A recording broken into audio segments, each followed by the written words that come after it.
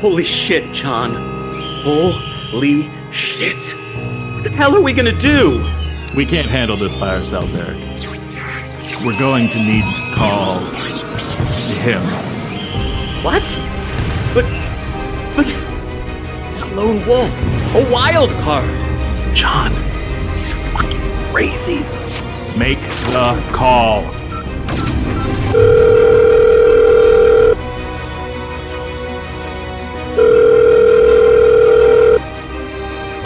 Go for Quinn. Quinn, it's happened. We need you. I'm on my way. Sorry, I'm on my way. We got this, buddy. God, help us.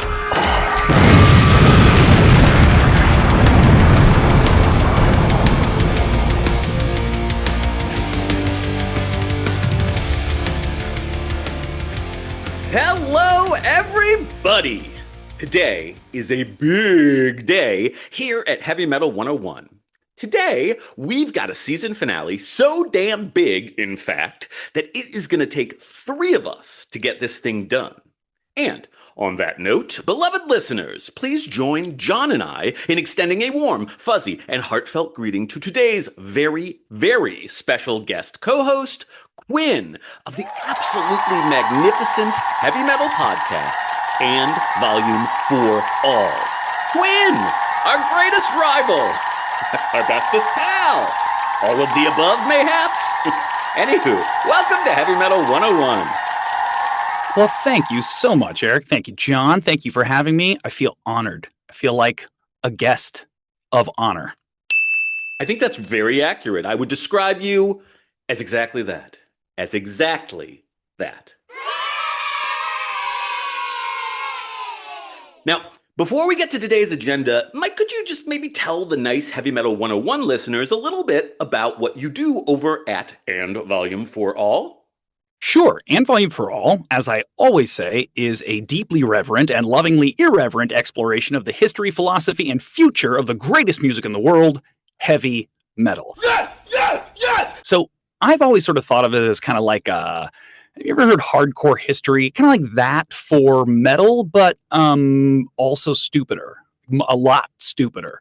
I try to add in as much of that as possible. Actually, the first title that I was going to go with for And Volume 4 All, if I didn't find another title, was Heavy Metal 101. But I wanted something that was a little harder to remember. Smart. Something that really buried the lead, so people would have trouble finding me, that kind of stuff. You guys went with a smart choice, and I went with And Volume 4 All. But that's okay. It is what it is now, and I love it. Yay! Look, it really is a fantastic podcast. I am indeed a regular listener, and I steal the vast majority of our shit directly from you, Quinn. Look, honestly, though, I suspect that any fan of HM101 would also very, very much enjoy AV4A. Bunches and bunches. Now, John, isn't that right? Listen, I've known Quinn for all of 5 minutes, but I suspect his podcast is infinitely more entertaining than listening to yours. I've heard both podcasts, and you know what? The volume is for all. This is not a zero-sum game. I'm glad to be here because I love your guys' show. It's fantastic, and, mutual stealing. When something's good, the good ones borrow, the best ones steal. Right, John. Assface. Oh, and anyway, it's worth noting, John is indeed here too. So everybody, say hi to John. John, how they hanging? Look, they're great. I'm really excited about this episode because you brought in Quinn. My involvement is very, very minimal, which is just great for me. John doing the absolute minimum. All right, look, enough with all the fucking niceties because we ain't got time for that shit today. We've got serious business to attend to. The business of providing our audience with a thorough, thoughtful, and unimpeachably awesome listener's guide to some of the best heavy metal of the 1990s. Gentlemen, do you think that you are up to this monumental task? Oh, absolutely not. I agree. Woo! We're starting off good. My confidence is rising and rising with every moment. Me too, but it's none of my confidence, girly. Hey-o! All right, so here's how it's going to work. Because I suffer from both a limited intellect and a complete and utter lack of imagination, we're going to take this thing on chronologically. We're going to go year by year, running from 1990 through 1999. For each year, I will present some brief overall thoughts about the metal of that year, and will suggest what I believe are some of the most important, bestest, and or just my most favoritist metal releases of that year. Quinn, you can then choose to reflect on or rebuff any of my selections, or you can just ignore all the bullshit that I say entirely and lay out your own thoughts on the metal of that year. We'll play it by ear. Discussions can follow, and disagreements, of course, may ensue. I'd say that the chance for fisticuffs are exceedingly high. Quinn, would you agree that fisticuffs are quite likely to ensue at some point today? I did not expect fisticuffs. I'm a lover. I'm not a tristicuffs. There might be tristicuffs could happen today, and I would be down with that. All right. Well, John is a violent guy, and you should be prepared for that. You know what? I noticed that right away. I was like, shark eyes, fucking Ted Bundy type right there, man. Most important of all, the most important thing that's going to happen today, John, who has had, to date, I would say, a complicated relationship with much 90s metal. For each year, John is going to be given the opportunity to either, one, choose an entry from a John's non-chronological list of most hated metal songs of the 1990s, taken from a collection of music from former HM101 episode playlists that he notably hated, or two, choose from a list of daily affirmations to be read into the permanent record that will be sure to fill all of us with a sense of peace and joy. Now, basically, no matter what happens, this is all going to be a total fucking delight. Does anyone have any questions, concerns, or the need for maybe a little potty break or perhaps a nosh before we get to getting? I think I'm good. I'm ready. I'm ready to do this. I just want to clarify that I did not select any of the music that I may or may not be adding to this podcast. It is your list of things that I hated, which I did not review before we started recording. I think that's wise of you not to review it because you hated it, and we want you to be in a good mood for this recording. But I will note that I did choose it carefully based on the recorded record of you saying specifically that you hated it. So hopefully it's authentic to you as a person. I believe your ability to discern my hatred for things is at a high point in our relationship. It's what I've always yearned for, John. Or a nadir, either or. It depends. As long as it's extreme, as long as it's one extreme or the other. It sort of waffles back and forth between the two, like really rapidly, if I'm to be totally honest. Fucking I love waffles, man. It's delicious. See, do you want a nosh? We can take a break. I don't even remember what we're talking about now. All I'm thinking about is waffles. We haven't started talking about anything yet. That is, in fact, the beauty of this podcast. We spend very little time talking about anything meaningful. Oh my gosh.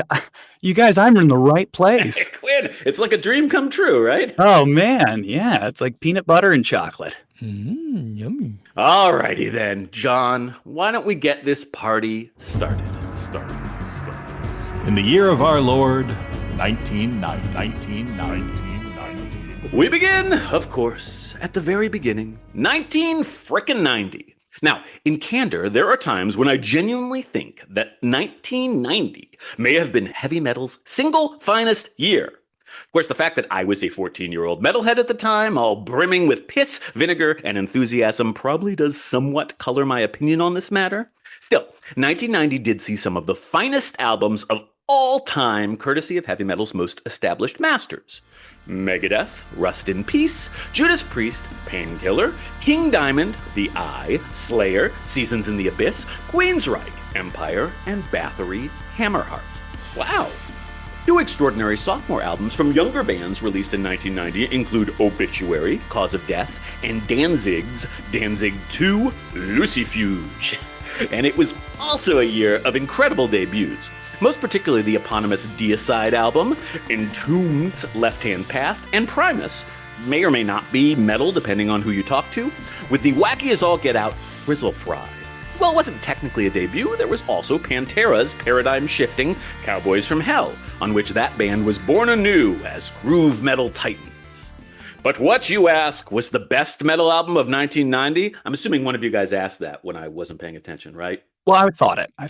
Yeah, okay, good. I felt it. You know, there are so many amazing albums to choose from, But instead of pretending that one of those albums is quote unquote the best, I am choosing to celebrate my own personal favorite heavy metal album of 1990, Warrior Soul's glorious debut, Last Decade, Dead Century. This is a band that has always been criminally underappreciated and whose work utterly changed the trajectory of my life as a musician, a human being, and eventually as a podcaster. Quinn, John, I have said my piece. What do you guys think? Is it that I am a true and perfect genius and that neither of you have anything you could possibly add, or what? It's definitely not that. Ow! Oh, see, I was going to go with true and perfect genius, but okay, I'll do something else. You know what? I don't actually even know Warrior Soul. That's an album that I have never heard, so that's exciting. I get to explore that. Huzzah! Yeah, Cowboys from Hell, obvious huge one. Megadeth, Painkiller, Seasons of the Abyss. I know that there's going to be a point of contention coming up here, but Facelift by Alice in Chains, which I do assert is a heavy metal subgenre in grunge when we're talking about Alice in Chains and Soundgarden and sometimes Nirvana. Pearl Jam, not so much. Death, Spiritual Healing is a great fucking album. Actually, that's the first Death album that I really love. The two earlier ones are a little too gory for me. I'm not a big fan of the gore metal, the super gory death metal, but I think from there on, Chuck is just perfect. He's fucking perfect from Spiritual Healing all the way through Perseverance. So that's fantastic. Beneath the Remains comes out in late 89, but it really starts to sort of land in 90. And the other one I thought about, I have Bathory Hammerheart here too, but the other one I thought about, and I wonder what you think about it, is No More Tears. I don't know. Is that a metal album? I certainly think that Tinker Train could make it a metal album. Some of those songs on the B-side, Zombie Stomp, definitely a metal song. So I don't know. I mean, I would say that, yeah, 1990 has some great shit. I don't know that it would be my number one year. Probably going to happen more in the middle, but those are some great choices. Those are some good entries. Yeah, there's some good stuff. I definitely, I'm pretty big tent when it comes to what is and is not metal. Not that anyone can say for sure what is or is not metal, but I think that No More Tears is certainly a heavy metal album. I have to admit, I love Ozzy. I have passionate love for Ozzy, and I really like No More Tears. And I saw him on the No More Tours tour, but it is not one of my favorite Ozzy albums. It's a lower tier album that I really enjoy. So I like it. I'm not saying it's bad. I'm not saying I dislike it, but I wouldn't put it in my personal favorites. Other one that you said that is interesting. So every other Death album is going to be on my list. Spiritual Healing, I think Death's catalog is basically perfect. I think you and I are more or less on the same page, although I love the early stuff as well. But Spiritual Healing is just my least favorite Death album. It's kind of like No More Tears. It's still a great album, like a really great album. It's just a step below. So I didn't put it on my list. Wow. And Facelift, I will say Alice in Chains will make it onto my lists at some point. I do think of them as the heavy metal side of grunge. I know you love Facelift, and I loved your Alice in Chains series, and I listened to it on And Volume for All. It was fantastic. But I find Facelift to be a rather uneven album with some incredible songs. But that's my take. It is. It's a very lumpy album, but some of the lumps I really love. Respect that. All right, John, I'm calling you in.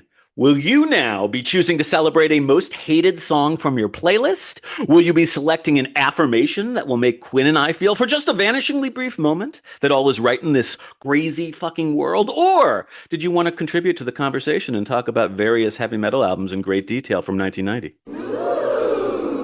It is a music podcast, so I think we should start with a song. Mm-hmm. And we'll take a song from a band that has been heavily discussed already, a song that I know I hated without even having to listen to it just because of who wrote it. And that is, of course, Lack of Comprehension by Death. No! God, please, no! No! Oh, why you gotta start there? Jesus. Ugh. Now, it's a non-chronological list, so to be clear to everyone, that's a song from Human. Even though we're talking about 1990, the list will be non-chronological throughout. Oh, yeah, I'm going to go all over the place. Okay, that's one of my favorite songs of all time. I hate you so much. I think we should stop now. I thought it was going to be funny, and I don't think it's funny anymore. Hey, listen, I can go. I can go. It's fine. You guys are having a great conversation. Look, I don't want to say anything, but if you need a new host, Eric, I mean, you need a new co-host. I know somebody. All right. Let me just feel it out. I think I've gotten a lot of interesting proposals here. Let's just kind of go with the flow, and we'll talk. But Eric, whatever will I do without the income that this podcast provides me? How will I financially recover from departing this show? All right, my heart hurts. I'm not going to lie, but we're going to move on. Why are you mad? I gave you an opportunity to listen to music you love. You should thank me. It's different, though, when you're listening to music you love and you know the person sitting next to you is hating it like everything I've ever played for my wife. It's the entire podcast, though. All right, onwards we go, John. In the year of our Lord, 1991, 1991. 1991 was a pivotal and fascinating year in heavy metal. Longtime HM 101 listeners will surely recall that the metaphorical elephants in the metaphorical room in the heavy metal of 1991 were massive fucking albums by Metallica, the Black Album, and Guns N' Roses' Use Your Illusion 1 and 2. John, you're a big Use Your Illusion fan, if I recall correctly, no? Truly, the two worst albums I listened to all last year were those two goddamn albums, and I did listen to every single track on those bloated sons of bitches. Wow. John truly hated this albums. Now, Quinn, are you generally a GNR guy, and where do you come down re the artistic merit of the UYI diptych? Oh, well, I thought it was a music podcast. I have to show you my diptych now. This is so sudden. I like GNR. I do. I'm with John in that, like, honestly, Use Your Illusion 1 and 2 blend together in my memory. I'm not sure, but I did like it when they got a little less sleaze and a little bit more classic rocky. I like some of the later GNR stuff. I like when they started doing covers and shit. They always did good covers. I fucking hate covers, but GNR always just kills covers. But I thought they always did that well. I loved Civil War. I like some of the later messier stuff. The first album was, obviously, Appetite for Destruction was just perfect, but I actually like some of the later stuff a little bit more. I like the messier mess. I would describe the 1991 output of both of those bands as far from their best work, but that said, of course, other bands still were totally killing it in 1991. For instance, although glam metal was approaching the end of the road, along came Skid Row with arguably that genre's single greatest masterpiece, Slave to the Grind. Quinn, I see you nodding. Do you like Slave to the Grind? I do like Slave to the Grind. I liked Skid Row when I was a kid, and then I was like, man, glam rock, I ain't like this. And then and I went back and heard Slave to the Grind, and I was like, oh, no, this is fucking dope. It just rules. Yes, such a great album. And what was it now that was usurping glam metal bands? That would be grunge, the more metallic side of which was perfectly personified on Soundgarden's Bad Motorfinger. And over on the other, heavier end of the aesthetic spectrum, wonderful things were afoot. Paradise Lost with Gothic improved on the death doom of their debut and also pioneered goth metal. Death metal stalwarts like Morbid Angel, Blessed Are the Sick, and Autopsy, Mental Funeral, experimented with incorporating doom into their work and produced excellent albums, each with one foot in doom and the other in death. Now, John, that sounds suspiciously like your sex tape, no? Eric, you have no idea what I'm like as a lover. Your little mind could not possibly comprehend it. I so believe that. Anyway. Choosing a best heavy metal album for any given year is never going to be easy, and there are multiple candidates from 1991. Sepultura, for instance, had begun the process of taking over the reins from Slayer as metal's coolest band with Arise. Mr. Bungle's wacky, delightful debut possibly be the best overall album from 1991 in my opinion, although I'm not entirely sure I think of it as truly a heavy metal album. There was also, arguably, the single best release amongst the early Swedish death metal albums, Dismembers Like an Ever-Flowing Stream. And I must, of course, declare my special love for Warrior Soul's sophomore effort, Drugs, God, and the New Republic. So much goodness. However, The real action in 1991 was between two of death metal's very greatest bands, who each released two of death metal's very greatest albums that year. Carcass, Necrotism, Descanting the Insalubrious, and Death, Human. That's right, John. Death with Human. Yeah. These were both deeply amazing albums, but I have to give the edge to the mature lyrical depth, jaw-dropping songwriting, performance virtuosity, and overall revolutionary genre-altering nature of Death's Human. It was, unquestionably, one of the finest metal albums ever made. Quinn! What are your thoughts on the heavy metal of 1991? Yes, to Death, Human, absolutely. Well done on Insalubrious, well pronounced. I wrote down a bunch of albums as we were talking about it, and so that's just sort of what I'm looking at here. Yeah, Bad Motorfinger was, I think, 91, you said. You know, I would also say Nevermind. I know that it's like, oh, it's their clean one. It's not Bleach. But that said, I was at a concert from this Norwegian band that plays like desert rock, but they call it tundra rock, called Slomosa. And they're huge, and everyone should listen to them because they're fucking amazing. But they came out at the beginning of the concert and said, look, if it wasn't for Nirvana, there would not be a Slomosa. And it's like, yeah, sure, because that album went everywhere in the world and everybody heard it. I think it was probably hugely influential. There was a lot of punk on Bleach and then less punk, I think, on Nevermind, and their songwriting got better. And I would say that a lot of the heavier edge to that stuff is very much in the metal camp for me. I think Persistence of Time was late, like 90, but then 91 is sort of when it started picking up steam. And I'm not a huge Anthrax fan, but that is it's one of those ones where I go, I don't love this album, but I will acknowledge that it is a good album. And Anthrax just isn't my favorite, but that's another one that I would put up there. And I don't want to talk about the Black Album. Oh, the fucking Black Album. Me neither. Let's not talk about that album. The Nirvana thing, it flitted across my brain juices to mention Nirvana. I mean, I don't think of them as a heavy metal band, but at the same time, it's very, very close. Yeah, they're sort of on the penumbra of heavy metal, I guess. Well said. Well said. I'm in Seattle, so I have to include them. Fair enough. I'm required. Yeah, there are men outside this door. Keep safe. Keep safe. Now, John, I know I sure could use an affirmation about now. Are you going to maybe give me an affirmation or what? Eric, you knew that I would. Now, listeners, I'm going to read this affirmation to you. I would like you to then pause the podcast, take a nice deep breath, and then repeat this to yourself. So here we go. I belong here, and I deserve to take up space.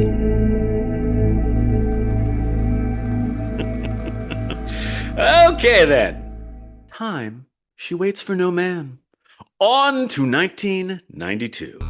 In the year of our Lord, 1992. There were most definitely some serious changes afoot in heavy metal by the year 1992. Glam was officially truly lost in the wilderness, producing befuddled, also fairly underappreciated albums like Warrant's Dog Eat Dog. Meanwhile, younger heavy metal bands had begun rearranging and reinterpreting the genre's most fundamental precepts, as post-metal bands like Neurosis, Souls at Zero, and Helmet, meantime, released music that questioned many of our core ideas about this music. Alternative metal stalwarts such as Faith No More, with their bizarre masterpiece Angel Dust, also pushed right up against the genre's boundaries in their own inimitable way. Alice in Chains provided grunge metal with its finest hour via Dirt. You're welcome, Quinn. While over in the underground, Norwegian black metal found one of its clearest statements of purpose to date in Dark Throne's Ablaze in the Northern Sky. Industrial metal was also now well and firmly established, as illustrated by Ministry's greatest commercial success, Psalm 69, and Nine Inch Nails' shockingly heavy EP, Broken. And with both Megadeth and Metallica off doing whatever the fuck they were up to as the 90s droned on, Pantera, with the monumentally heavy, vulgar display of power, were now definitely the newly crowned kings of thrash, or groove metal if you prefer, whatever. It was very cool. Speaking of cool, Paradise Lost released perhaps the least appreciated and most best of their classic albums, Shades of God. Now, Quinn, I'm pretty sure you and I see eye to eye on that one, no? Correct. I love Shades of God. I'm in the middle of doing a series about songs, heaviest songs of the universe, and I made the mistake of listening to all of Shades of God, which I actually had not heard. I'd heard other Paradise Lost albums, and I was like, oh, fuck, no, I've got to talk about everything now. And so I think it's been 8 years I've been working on that series. And yes, that album, it was honestly one of the first albums that I've had that kind of like truly paradigm shifting, mind blowing experience. Like I felt like I was listening to And Justice for All the first time again. It was just like, it was so amazing. And everything after that has been shades of good, but not ever quite that. It's hard to touch, I think, what they did on Shades of God. Oh God, it's just so brilliant. And it does not get any of the love that Gothic or Icon or especially Draconian Times, which I don't really understand, but people love it, and that's good for them. Yes, Shades of God, Countdown to Extinction, I think that was 92 as well, correct? Dark Throne had that on here. Yes, Chaos AD was released in 93, but there's also some stuff that says 92, so I wasn't quite sure about that one. It's going to come up on my 93. Yeah, okay. All right. I don't know how to pronounce the band's name because you guys are the first people I've spoken to in 25 years, but Marduk or Marduk or Mardiak? I pronounce it Marduk in my head. I don't know if that's right. I guess I could do sort of a, Swedish accent and say Marduk. Okay, Marduk, that's it. Dark Endless. Nice. Wonderful. The Swedish sort of more melodic at times side of black metal. I'm not a huge Iron Maiden fan, but Fear of the Dark came out then. Oh, Rage. Rage's first album, Rage Against the Machine, came out that year. And yes, absolutely Angel Dust and 100% Dehumanizer.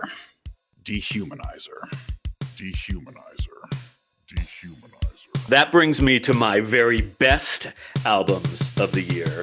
Two of the most underappreciated and one just sort of undeniable masterpiece worth mentioning as well. Rage Against the Machine's debut, codification of rap metal is really and truly a thing. You can't kind of not mention that. But the underappreciated gems of 1992 are, number one, Black Sabbath's fucking extraordinary Dehumanizer. It's Black Sabbath. How can it be underappreciated? I think it might be the most underappreciated heavy metal album ever made. And also, number two is Warrior Soul's unbelievable third album. If you're going to check anything out, this might be the place to start. Salutations from the Ghetto Nation. Both of those albums were criminally ignored by the larger metal community. For shame, metal community. For shame. Now, Quinn, obviously you and I feel pretty much the same way about Dehumanizer. Fucking crazy, unbelievable masterpiece that nobody gets, right? Absolutely.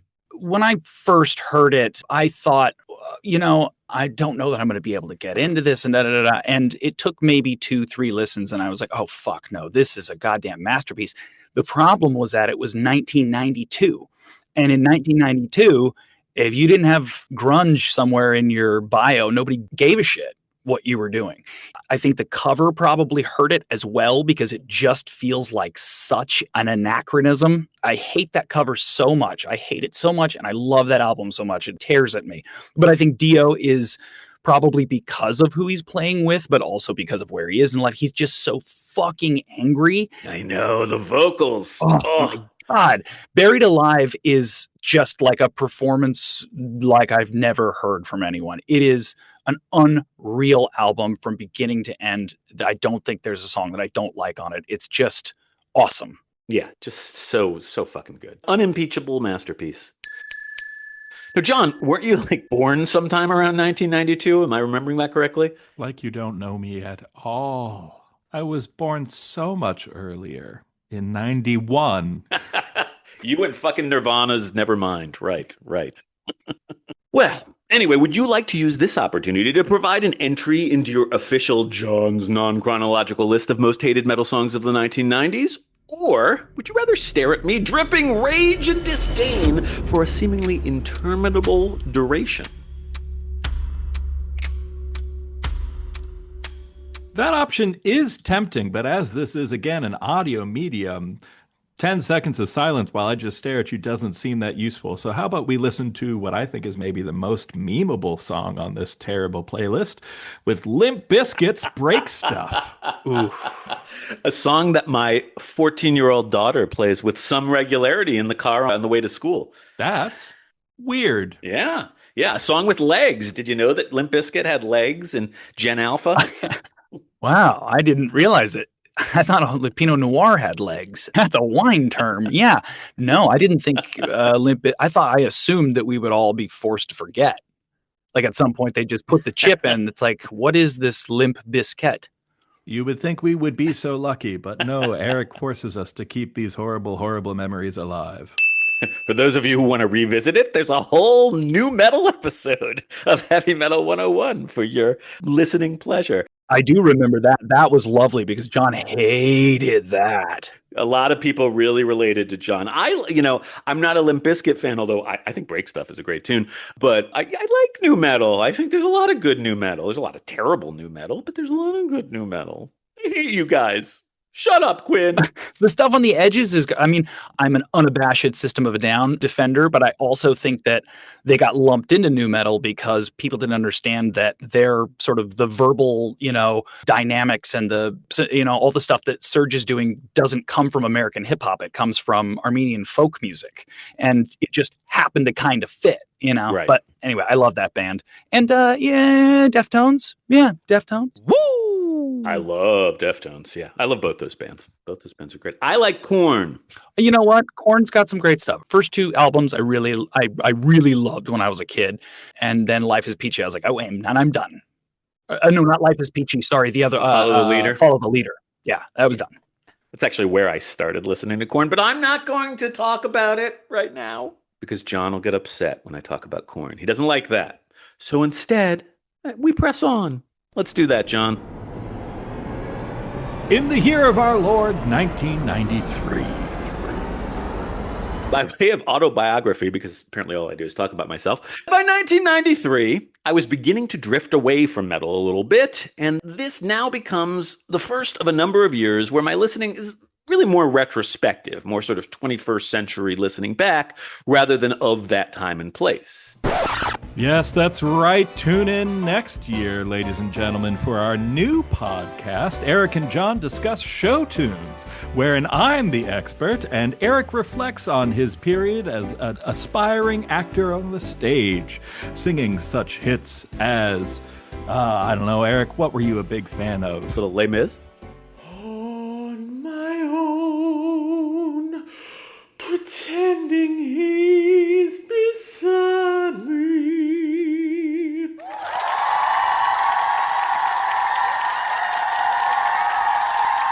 The point of all of this trip down memory lane, is to say that even though I wasn't necessarily totally involved in it in the time, retrospectively, there's a shit ton of amazing metal from 1993. Yay. For instance, particular highlights include the very cool sludge of I Hate God's Take As Needed for Pain, Crowbar's eponymous second album, paradigm-establishing Norwegian black metal masterpieces from both Immortal, Pure Holocaust, and Dark Throne, Under a Funeral Moon, Sepultura's groovy, game-changing Chaos AD, and the ultimate goth metal album, Typo Negative's Bloody Kisses. Now, Quinn, Typo Negative, as I recall, that's your favorite band of all time, right? Right. I love it. There's nothing I love better than giving a metal band to the Count from Sesame Street. I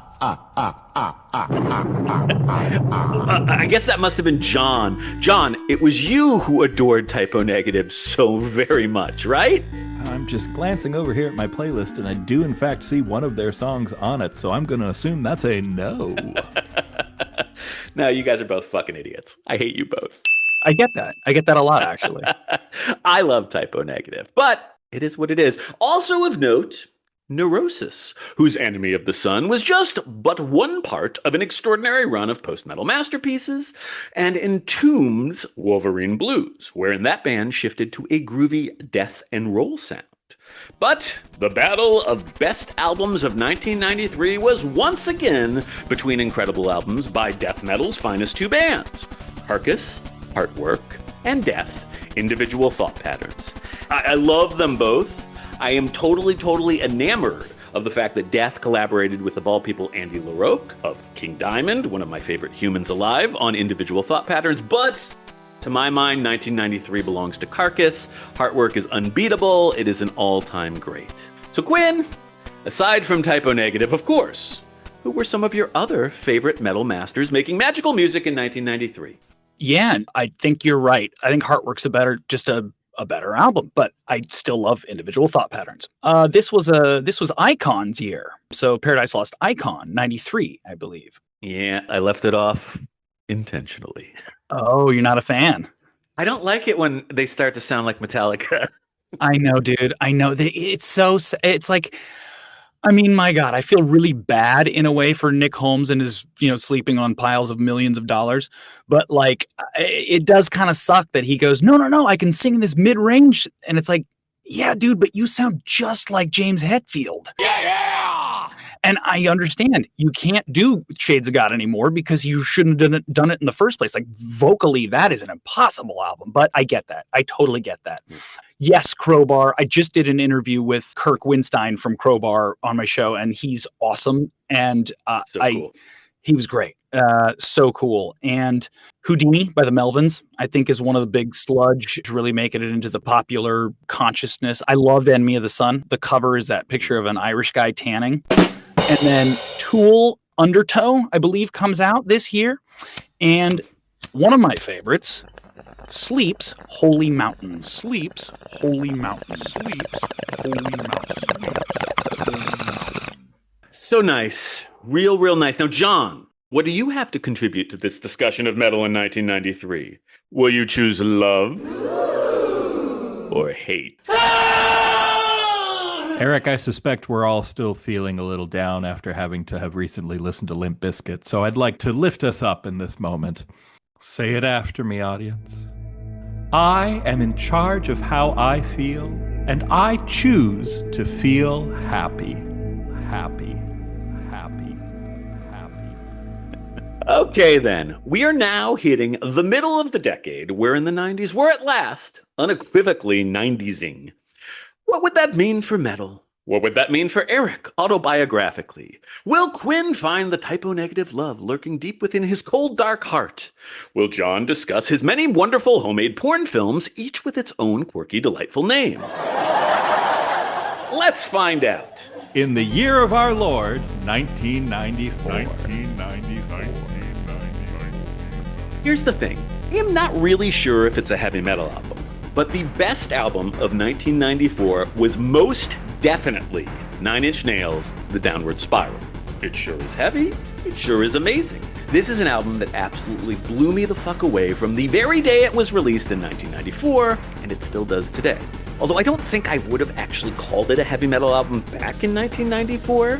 From a more contemporary perspective, I do think that the tent has enlarged enough that we can look back on this as close enough. Note, pound for pound, The Downward Spiral is quite possibly my favorite album of all time. But really, it's a horse race between it and David Bowie's The Rise and Fall of Ziggy Stardust and the Spiders from Mars. So what about you guys? John, do you have any candidates to share for your most favorite album of all time? 2008 Simon Rattle Berlin Philharmonic Mahler 2. That recording is the best recording of that piece out there. An album I've listened to many times. It's the Resurrection Symphony to you and me. I mean, that's an amazing fucking piece. And Simon Rattle is wonderful. Well, he's not always, but he did this recording really, really well. And they hired in a bunch of people for the chorus at the end who could actually sing low Ds and low Cs without needing to be supported by the orchestra. So it is just a cappella and like super bassy and amazing. That recording, very good. Nice. All right. Now, what about you, Quinn? I'm putting you on the spot a bit, but metal or not, gun to your head. And there is a gun to your head. You can't see it right now, but somebody is pointing a gun at your head. What is your favorite album of all the albums? You mean like favorite album of all time? Gun to your head. Okay, it's hard for me to say. I just want to say that I love my wife and my kids. Volume 4 by Black Sabbath is one of my favorites. I do think that Sabbath Bloody Sabbath is probably better, but I just love Volume 4 more. I love And Justice for All. That's been one of my favorites for a long time. And I would have to say, if I got to really pick like my top albums, metal-wise, Crack the Sky is up there as well. And Sgt. Pepper's Lonely Hearts Club Band. I'm sorry, I know everybody's ready to just like leap on people who like the Beatles, but I do think it's the first arguably concept album, and I just think it's extraordinary. And it should have been even better. It should have had Strawberry Fields and Penny Lane on it, and it didn't, and that's crazy.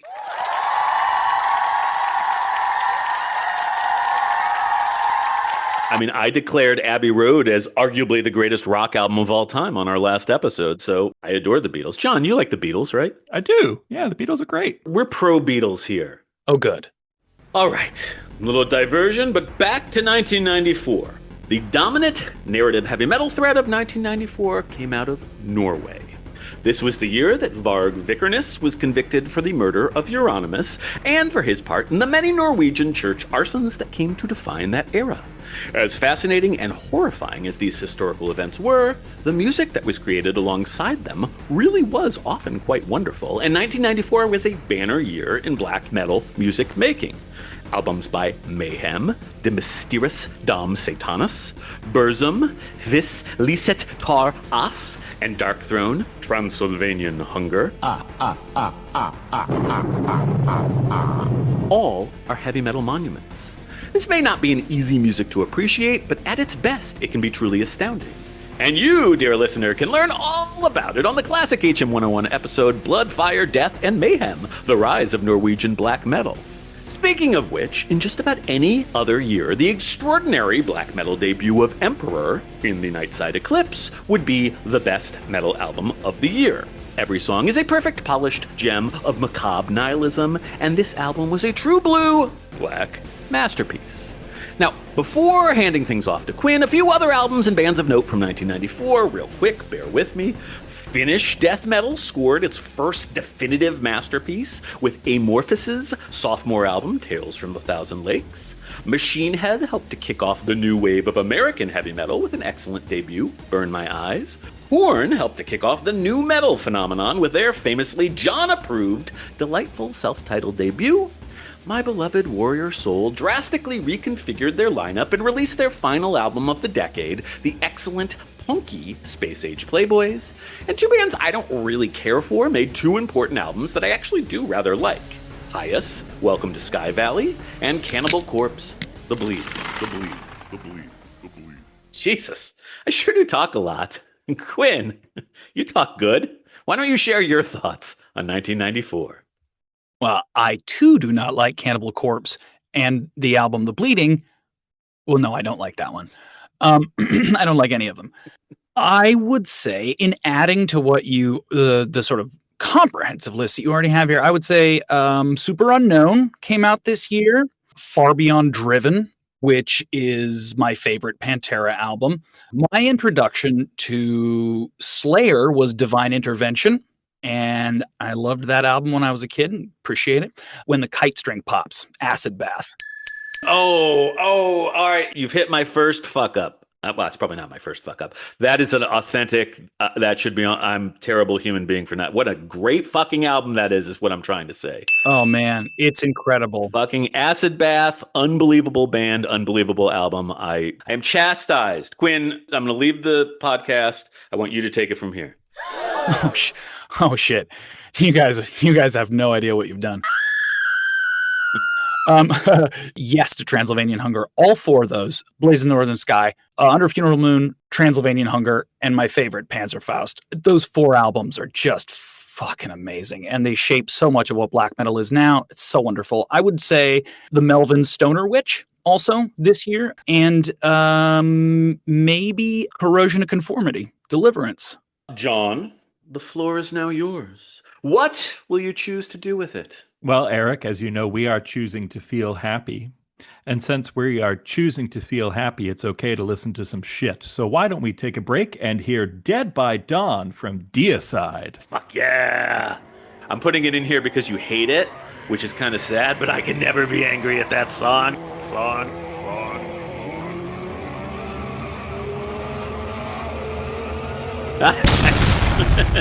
We are now at the exact middle of the decade, and I think that all of us could do with a refreshing beverage, perhaps a little bump of crystal meth, and maybe a listening break of music that everybody loves. Specifically, music that Quinn will now choose to represent in one song all of the great metal of the first half of the 90s. Quinn, that gun is pointing at your head again. Don't fuck this up. How are you going to choose to distill the 1990s, 90 to 94, into just one song? One song I do not believe that Holy War's Punishment do.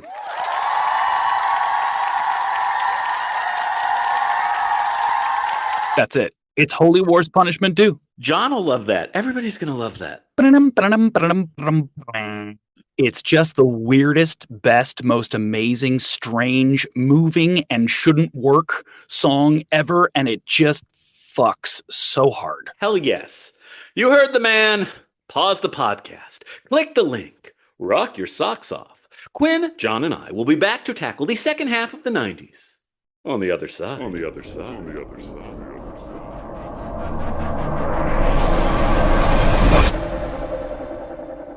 And we're back. And arguably better than ever. Quinn, John, did you guys have a pleasant listening break or what? Quinn is nodding. He's nodding with great enthusiasm. I think the listeners can tell that you're nodding. Yeah, sorry. I'm just really, really high after that break. John, you send us off on the next phase of our fantastical journey through the bestest metal of the 1990s, would you? In the year of our Lord, 1995. 1995 was to death metal, a bit like what 1986 was like for thrash. A truly magnificent year in which many of the finest bands released many of their finest albums. Death continued amazingly to get better and better, releasing Symbolic, one of the truly great albums in any genre. The New York death metal masters, Suffocation, also released their magnum opus, Pierced from Within. This is an album representing the ultimate synthesis of both brutal and technical death metal into one beautiful, indelible musical masterpiece. And Dissection perfectly straddled the spooky borderlands that lay between death and black metal with their truly remarkable Storm of the Light's Bane. While each of those albums are at the very top of the death metal pantheon, it would be hard to argue against At the Gates' influential melodic death metal masterpiece, Slaughter of the Soul, as the tippy top of this very high heap. As one of the most accessible death metal albums of all time, Slaughter of the Soul provides a perfect entry point for anyone wanting to dip their toe into this challenging metal subgenre. Power metal also had an excellent year in '95 with seminal releases by both Blind Guardian, Imaginations from the Other Side, and Gamma Ray, Land of the Free. As John well knows, this music can be a bit nerdy, like John. But it was those bands that flew the flag for trad metal throughout this most trying of decades, and these are two of the very best of this style at their very finest. Other highlights included NOLA, the debut album from Phil Anselmo's sludge supergroup Down, as well as the gravity-defying virtuosity of the always fascinating Meshuggah, Destroy, Erase, Improve. Fear Factory's Demanufacture was also one of the year's best, and is a significant industrial metal landmark. Such a good year. All that, and I graduated from high school. Anyhow, Quinn, what are some of your thoughts on the best metal albums of 1995? I would say, yes to NOLA, absolutely, 100%. I'm not so much of a power metal fan, but I can appreciate it when there are other genres sort of decide to do power metal sometimes, or, the early, I like a lot of Rainbow's, Dio stuff that has a lot of that early Proto-power metal. Yeah, totally. Death, obviously, Symbolic is on there. Panzerfaust, Dark Throne, love that album. Diatribes by Napalm Death is on there as well. Ooh. Nice. This is the Draconian Times year, which is not my album. And this would be really when you start to see sludge, I think coming onto the main stage with Alice in Chains' self-titled album, which contains the song Sludge Factory. In fact, Bad Animals Studio is the studio they recorded it at, which I drive by every day on my way to work. You see the three-legged dog when you drive by? Oh, he's always out there. Yeah. John, Sludge Factory, I think you have a sex tape named that, right? I'm not going to respond to that. So yes? It sounds like yes. I mean, I think it's implicit, yeah. Listen, what I know is that no podcaster makes enough to be able to afford to see whether or not it is true. Fair enough. All right, now, will you be kicking off this second half of our journey by wallowing in the negative or by accentuating the positive? Eric, I'd like to change it up just a little bit. As opposed to giving you something that I'd like you to repeat back to yourself, audience, instead, I'm going to give a message just for you. So I'd like you to just sit back and receive this from me, if you would.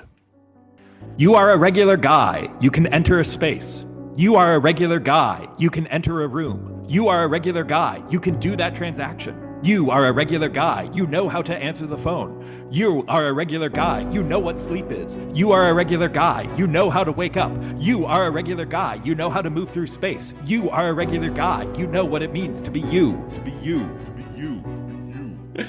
Well, on that note, bye-bye high school for Eric, and sanity as well.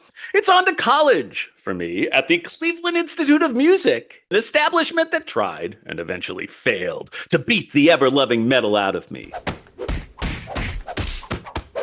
Huh. You lose, Cleveland. You lose. In the year of our Lord, 1996. Conventional wisdom, were you to speak to many an aging, middle-aged metalhead, is that by 1996, metal had already seen its greatest days and best music. This conventional wisdom, as is so often the case with conventional wisdom, is dead fucking wrong. Right, John? Sure. I don't remember anything we're about to talk about. Who knows if it's right or wrong? Okay, let me try that again. Right, Quinn? Yes. Fuck yeah. At the top of the mountain that was metal in 1996 is Tool's alternative metal masterpiece, Anima, on which they took the rather large leap from being a very intriguing band with potential to being arguably the single best heavy metal band in the world. Not too shabby. The list of other fantastical albums from 1996 is a bit long, so bear with me. Honorable Best Album mention goes to In Flames, whose Jester Race is either one of the best power metal with harsh vocal albums of all time, or one of the most accessible, delightful melodic death metal albums of all time, depending on your perspective. This was also the year that Converge began truly to become Converge. Arguably, in my opinion, the greatest band in 21st century heavy music, via their magnificent sophomore release, Petitioning the Empty Sky. Metalcore, slowly but surely, was beginning to become a thing. The brilliant, brutal, technical death metal of both Cryptopsy, None So Vile, and Immolation, hereinafter, could squelch the ever-popular notion that death metal was also creatively spent by this time, as should Edge of Sanity's epic, sophisticated, single-track concept masterpiece, Crimson. Death metal in 1996 was still as vital, if not more so, than ever. John, the lead singer of Cryptopsy at the time, was an English teacher named Lord Worm. How cool is that? That can't be his Christian name. It's his satanic name.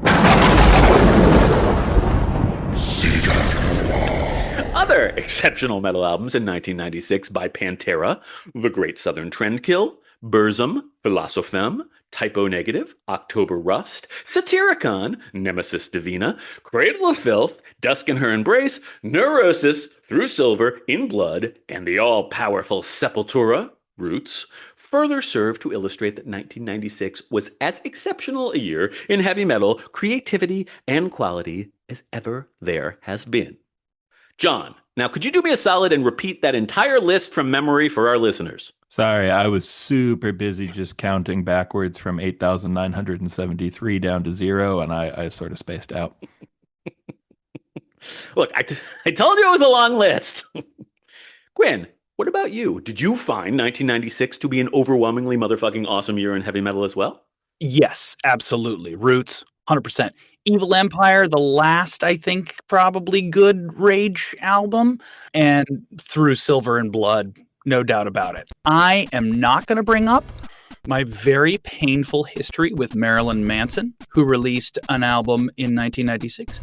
I loved Marilyn Manson. I absolutely worshipped Marilyn Manson. One of the dudes who got me into heavy music, really. I was 16 when Antichrist Superstar came out. When Mechanical Animals came out, I was 18. That got me into Bowie. And the next one, Holy Wood, got me into the Beatles because it was White Album inspired. So I was learning so much through him, and I absolutely got the thing. He was like, I'm not a terrible thing. I'm reflecting this terrible world. And then it turns out, no, he's actually a terrible thing. And that broke my heart. And so I tend not to talk about him anymore. But that year, Antichrist Superstar came out, and I did love that album. I can't listen to it anymore. Just can't. Yeah.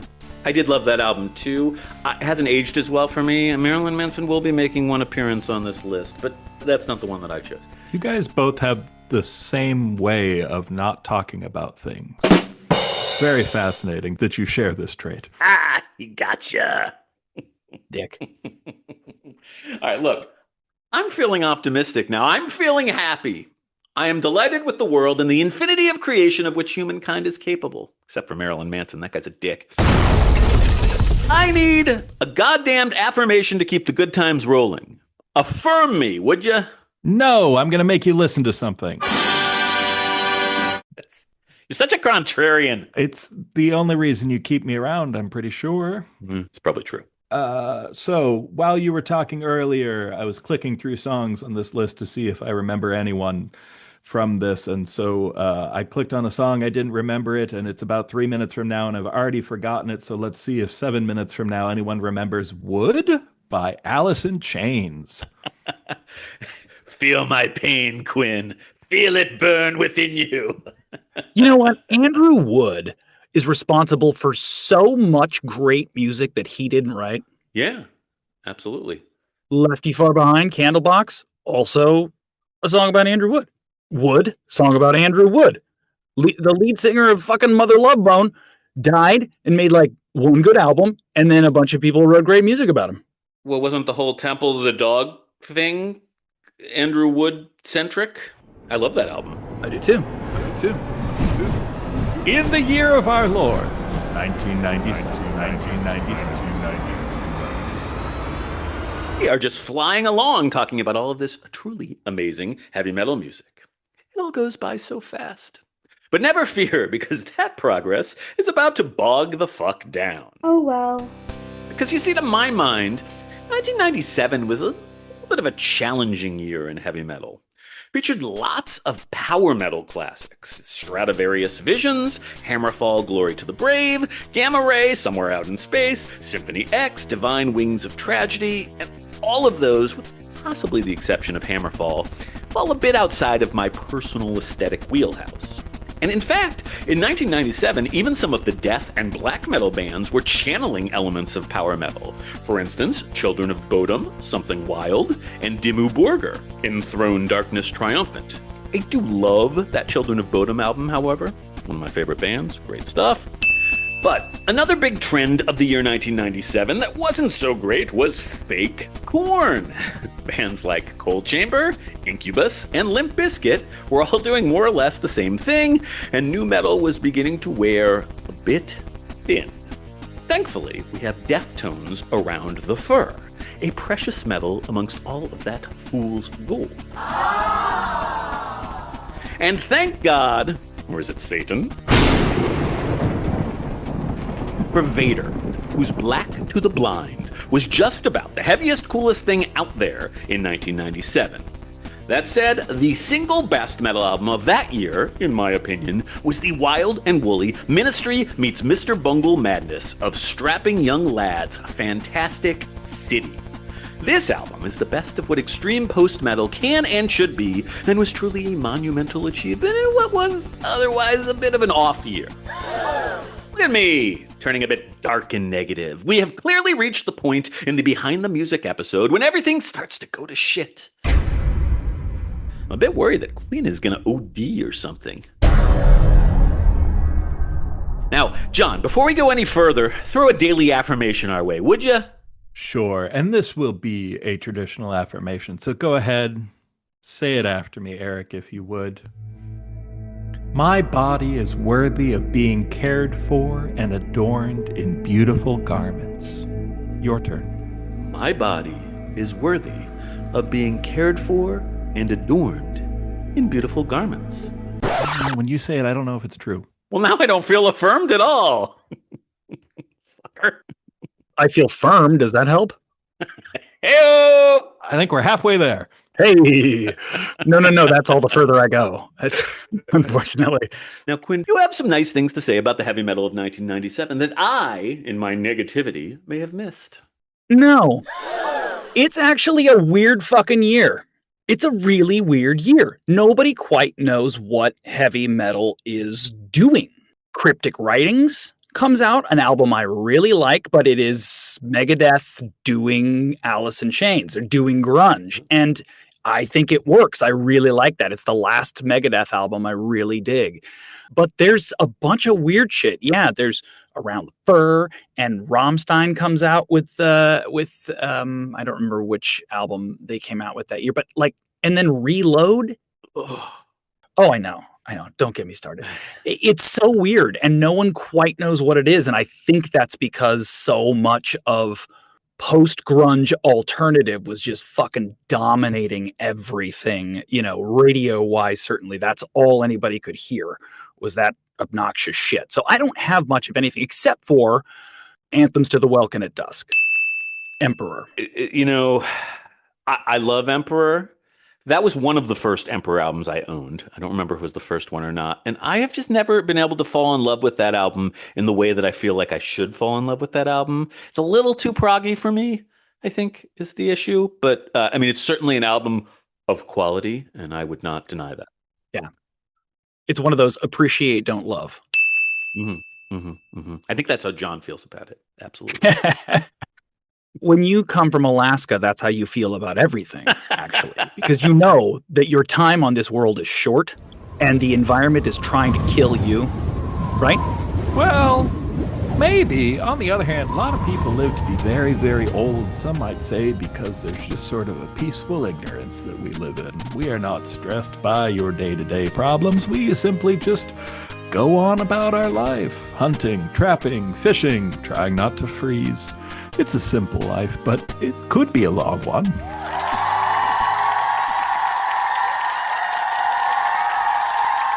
right. Why don't we get the fuck out of this godforsaken 1997 so that we can finish things strong with these final two genuinely wondrous years of the 1990s, and by extension, the 20th freaking century. In the year of our Lord, 1998. Like Rocky Balboa after losing to Clubber Lang early in Rocky 3, now that's a spoiler alert, the downtrodden heavy metal of 1997 came back stronger than ever in 1998. Rocky won that second fight. Spoiler alert again. In fact, two of my all-time favorite albums were released this year. The very most favorite metal album of my college years, and the one which brought me, finally, wholly back into the heavy metal fold after a few years away in the classical music wilderness, was King Diamond's miraculous Southern Fried Concept masterpiece, Voodoo. Yes! Another album that helped solidify my full-fledged return to the cruel embrace of heavy metal was Cradle of Filth's deliciously maleficent Cruelty and the Beast. 1998 also included the final release from the glorious death, The Sound of Perseverance. This marked the culmination of a run of perfect albums, beginning with Human, perhaps even earlier, depending on who you talk to, but culminating truly with The Sound of Perseverance. In my opinion, perhaps the single best metal album of the entire decade, the entire 90s, and maybe, just maybe, the single best heavy metal album of all time.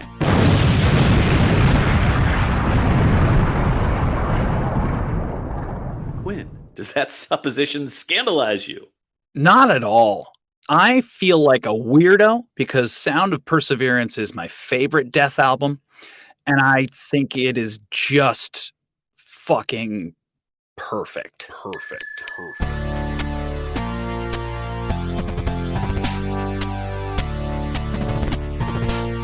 Such a good album. Speaking of scandalous, the always controversial, dun dun dun, Marilyn Manson released by far, in my opinion, the finest album of his career, Mechanical Animals. True. Yeah, great album. It really, really, really is. I was obsessed with that record. I was totally obsessed with it. And Mechanical Animals was an anagram for is an alchemical man. Marilyn Manson is an alchemical man. Was him messing with it. If there was all this weird shit where if you put the blue jewel case over the liner notes, it would reveal other weird little words and stuff like that. The omega and there was all of this weird mystical symbolism in it. And I just was like, this is when I came to life. I sprung like fully formed from, Zeus's head in 1998 and just became who I was. I fucking loved that album so much, and I can't listen to it. Aww. It's very good. It's very good. Now, other fabulous albums from 1998 include the self-titled debut of System of a Down, the brilliantly weird and wonderful avant death metal of Obscura by Gorguts, Amon Amarth's ridiculously catchy Viking metal debut, Once Sent from the Golden Hall, and Dying Fetus's very impressive Killing on Adrenaline. Now, John, do you like the band name Dying Fetus or what? You know, Eric, if I were just, say, walking through the aisles of a record store, I am sure that were I to see the name Dying Fetus in the bins, I would keep walking. It's where you and I differ. It's the only place, interestingly enough. That's it. Yeah. That's the only difference between you and I. I'm having trouble telling the two of you apart, were it not for the Dying Fetus shirt Eric is wearing. I'm going to choose to be deeply offended by that statement. I respect that. I do. Quinn, what are your thoughts on the best metal of 1998? With you on Sound of Perseverance. I always want to say Perseverance because I am a Shakespeare nerd and sometimes that's how it scans. And so I wanted to make sure you guys knew that that's how the trochaic meter worked.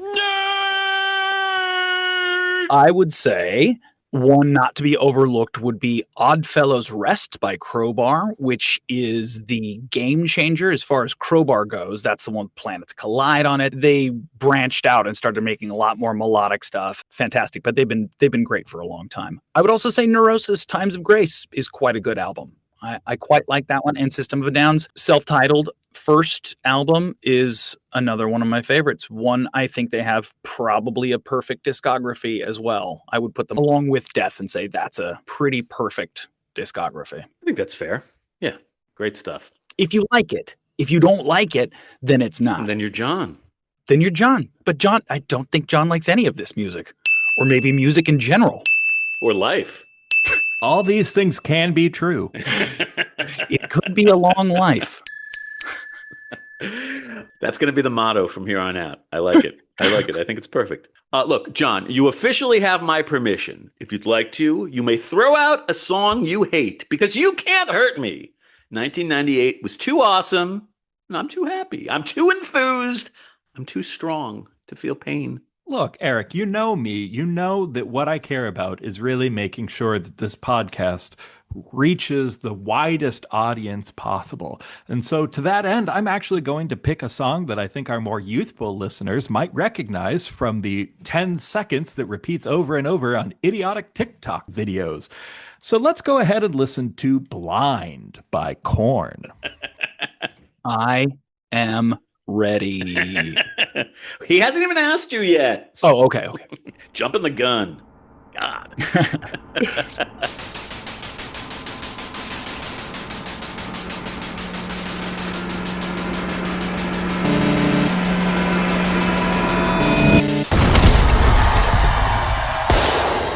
It's big finish time.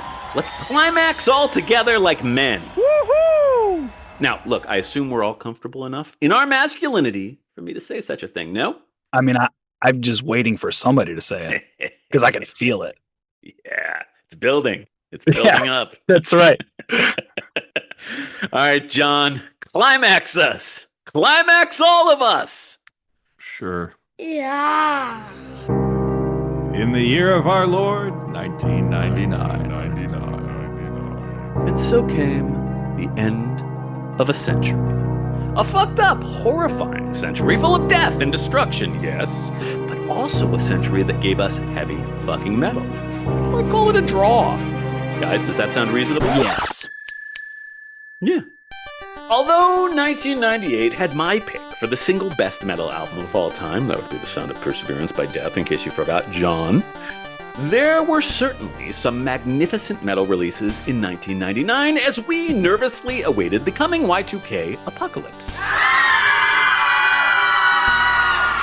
Children of Bodom continued to tear it up with their unique mix of melodic death and Malmsteen-style power metal pomp on Hate Breeder.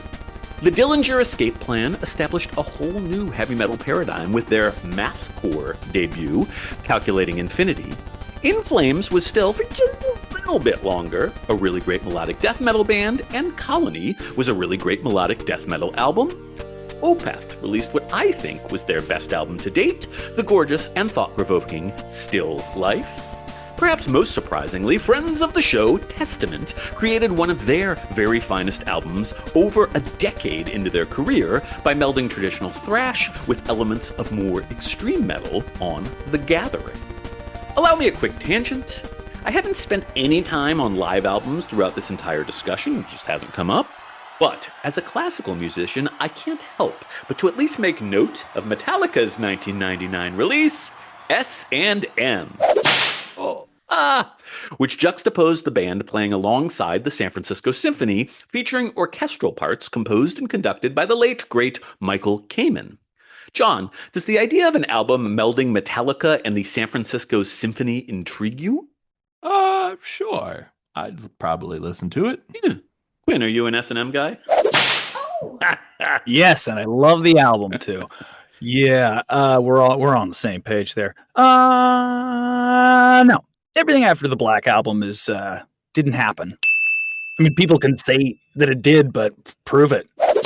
Yeah, fucking lies. It's a bunch of lies. It's fake news, I believe, is what we're calling it these days. Yeah, it's like the people who say the Earth is round. Fuckers. Dicks. Don't worry, you're on safe ground here. Truthfully, I sort of hate S&M. I think it's a pretty stupid album, but it is nice to have an album in which symphonic metal actually meant metal performed with a symphony rather than metal with kind of wonky keyboards attempting to emulate some vague abstract idea of, quote, symphonic music. But just for the record, Kiss would go on to do all of this way better on their fabulous Kiss Symphony, Alive 4 in 2003, which is one of my very favorite live albums ever. But I digress. Badly. Okay, Eric's big finish, the money shot, the sexually explicit visible orgasm. John, you getting all this? We don't make a video recording of this podcast. So you're saying that people can't see my visible orgasm? That is correct. No, it's just me and John who will never sleep again. I envy you guys. I do. So what was the best album of the final year of the 21st century? Well, to my mind, the coolest things happening in 1999 were happening in the newer, increasingly accessible strains of Norwegian black metal. Windir's Arntor melded elements of melodic black metal, Viking metal, and folk metal in all sorts of wonderful and entertaining ways, for instance. However, the very finest album of that year came courtesy of the Immortal, whose At the Heart of the Winter proved that even without discernible vocal melody or any over-reliance on symphonic-type elements, it was still possible to make black metal that was catchy as fuck. What was their secret sauce? Mind-blowingly great riffs. There are a few people who write riffs as catchy as Sabbath, and his finest work is all over the place on this all-time great album. Quinn, I assume you and I are in perfect lockstep on all of this, yes? Hey, yeah, Beth. Yes. That was just because I'm 400 years old and that's all I can think of when I see a Beth. Yeah, yes to Immortal, absolutely. 100%. You know what? I would say my only other addition would be it came out released as a bootleg, and it topped off the century quite well. Jerusalem by Sleep, which would later become Dope Smoker.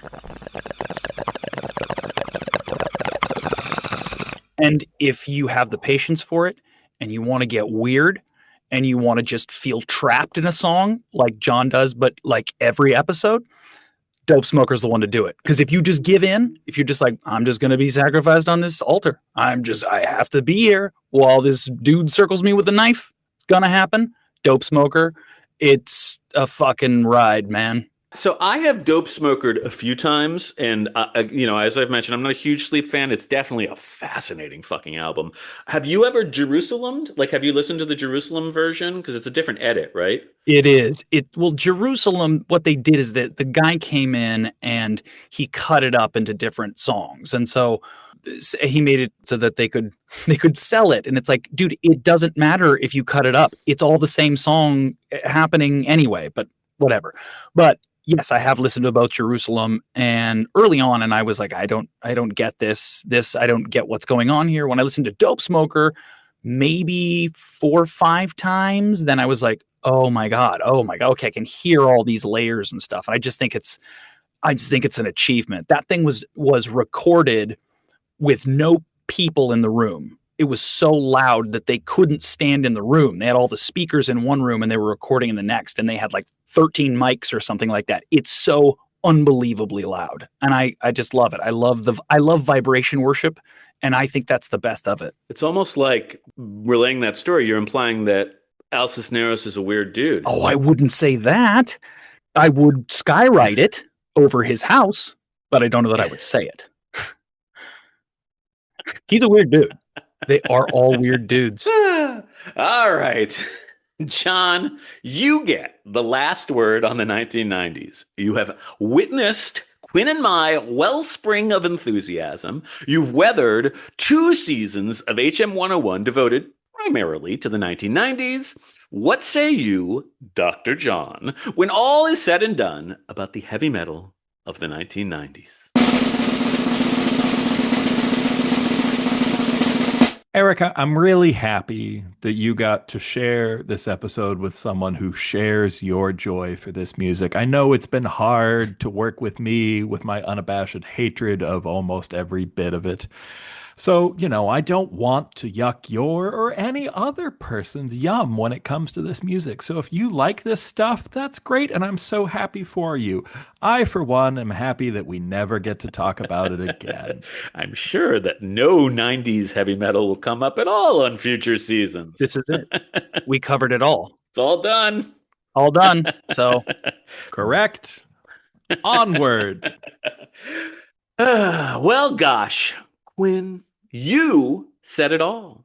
With your help, we have given our listeners a precious gift, an exceedingly complex, practically unreadable map leading through the thorny, complicated, and oft-freaking extraordinary heavy metal of the 1990s. We are, it should clearly be noted, gods amongst men. Huzzah! Now, could you please take a moment and just remind the people or let them know where they can find your amazing podcast and Volume 4 All? Thank you very much. You can find it on all of your podcast providers.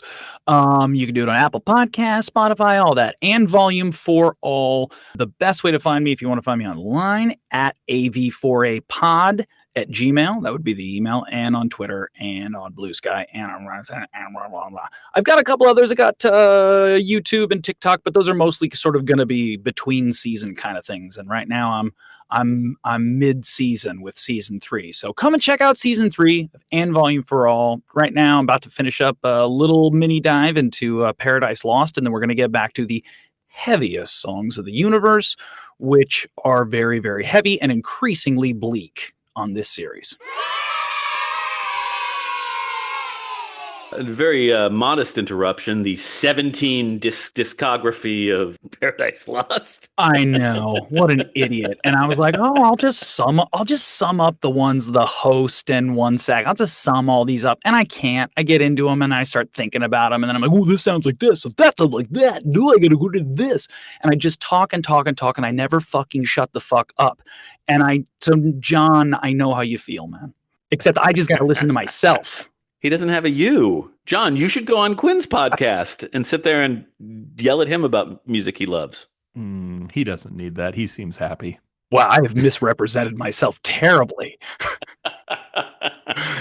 Look, everyone should go and listen to Quinn and his podcast because he is funny, he is smart, and like all the right-thinking people, he fucking loves heavy metal. Yes. Hell yes. Quinn, I am going to let you go so that John and I can make some kissy noises at our listeners and say our season 5 farewells. But thank you again so very fucking much for joining us today.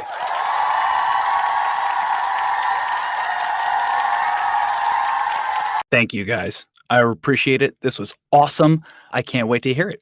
And good luck on season 6. Season 666. Fuck yeah, it should be. You should just jump all those other numbers. All right, you guys. Peace. Peace out. Take care.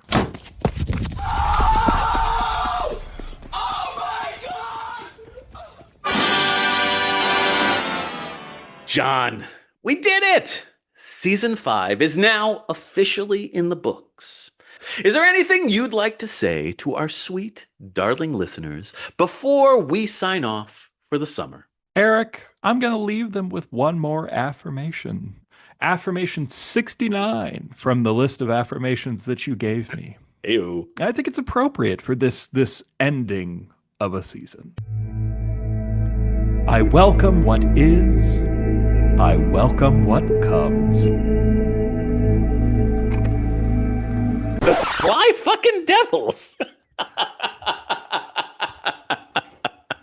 Well played, list of 99 affirmations. Well played. I will remind everyone that ratings, reviews, and shares are an excellent way to spread the HM 101 gospel far and wide, and that we truly appreciate it. And also that listeners can sign up to our Patreon for just $3 a month, if you'd like still more Heavy Metal 101 content in your ear holes. John and I will indeed be taking a well-deserved rest over the summer, but you can always still feel free to reach out and say hi via email or social media anytime. All of the links are in the show notes. Thanks so much for listening, and now we must bid ye farewell. HM 101 will indeed be back for Season 6 in August. Parting is such sweet sorrow, but we'll be back better than ever before you know it. Until then, John, say bye-bye. Bye-bye.